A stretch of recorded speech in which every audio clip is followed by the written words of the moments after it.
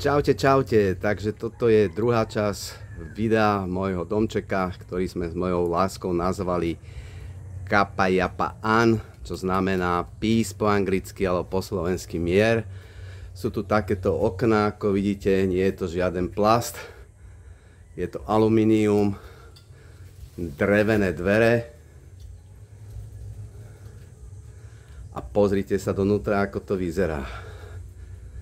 Kúpili sme takúto sedačku. Už tu máme aj Wi-Fi, takže nemusím si míňať svoje dáta z Telekomu, ktoré sú extrémne drahé. Tu vzadu to je predelené takýmito drevami.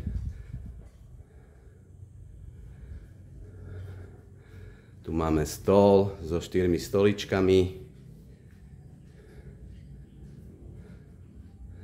Tu do rohu pôjde chladnička, len tu mám v inom meste, už je kúpená, je veľká, len je problém ju teraz zase sem presťahovať. Lebo tu som kúpil trošku skorej, ako to tu bolo dokončené. Takto vyzerá kuchyňa.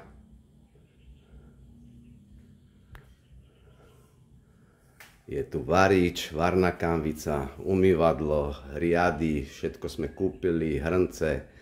Vzadu, ako vidíte, mám papaju, mango a zatiaľ sme sem preniesli takúto malú chladničku. V tých modrých bandaskách je pitná voda, z ktorej si robím kávu. Niektorí tu pijú tú vodu z kohutíka, ale ja to radšej neriskujem, takže pijem toto. A tu, jak sú tie dvere, keď ich otvoríte, tu chcem urobiť ešte takú tzv. Dirty kitchen, čo znamená špinavá kuchyňa, ale tu na Filipínach to je veľmi populárne, aby ste si vlastne nezasmradili celý dom, tak varíte vonku. A ako vidíte tu vzadu, keď výjdem, tak tu máte už džunglu. Čiže bývam kvázi v džungli. Dneska ráno to bolo veľmi veselé, lebo o 6 ráno takí dvaja veľkí havrani ma zobudili, búchali zobakmi na moje okno, ma prišli privítať. Video vám tiež zavesím na YouTube, môžete si ho pozrieť. Takto ďalej, tu máme kúpeľňu so záchodom, s umývadlom, so sprchou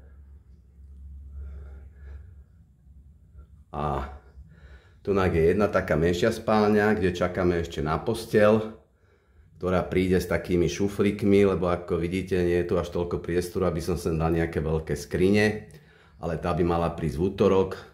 Stropy sú tu takéto. Samozrejme v rohoch sú také lampičky, v strede je lampa, čiže sú tu 3 vypínače na svetlá pre každú izbu.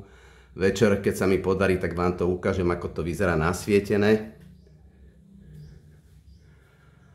Tu je tá kúpeľňa a tu máme s mojou láskou spálňu. Všade, ako vidíte, všetko je drevené, aj dvere. Žiaden papundekel, ako sa robia u nás. Opäť strop takýto. A pozrite, kto ma prišiel navštíviť z ďalekej Bratislavy. Na toto okno mi búchali tie havrany. A pozrite, kto tu je. Moja láska Mary. Hello. Stále mlčí.